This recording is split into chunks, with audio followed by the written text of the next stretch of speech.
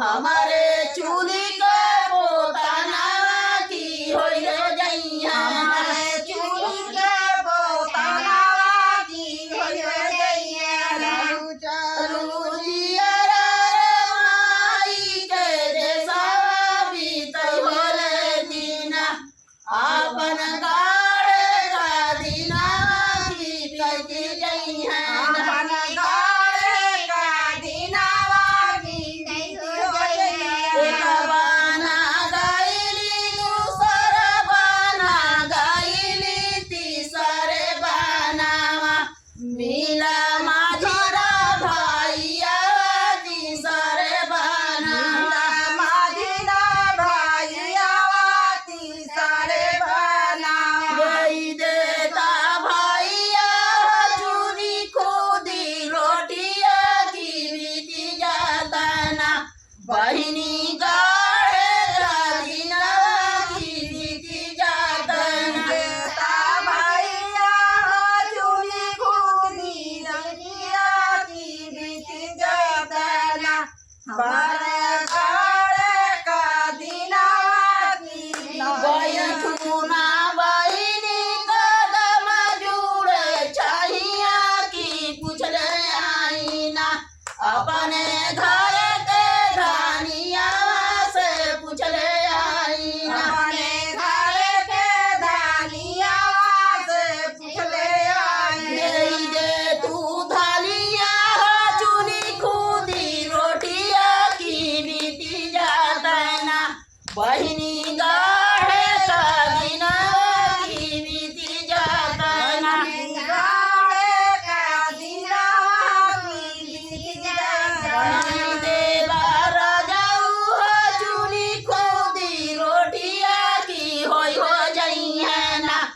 हमारे लड़कन का काले हुआ की होई रे जइया ना हमारे लड़कन का काले हुआ की होई रे जइया हमारे लड़कन का काले हुआ की होई हो जइया ना हमारे लड़कन का काले हुआ की होई रे जइया चालू चालू जिया रे माई के देसवा बीतौले आईना आपन गाड़े का दिना बीतौले आईना अपन गाड़े का दिनावा बीतौले एक आई बाना गाइली दूसरे बाना गाइली तीसरे बानावा मिला छोटा का भाइया तीसरे बाना छोटा का भैया तीसरे बना देगा भाइया टूटा ही माराइया की होई रे जइया ना जातना बहिनी गाड़े का दिना की बीती जाता ना भैया टूटाई माराइया की बीती जातना गाड़े का दिनावा की कोई ठूना बहिनी कदम जुड़े चाहिया की पूछले आईना अपने घर के धानिया से पूछले आईना हमारे घर के धानिया से पूछले आई दे तू धानिया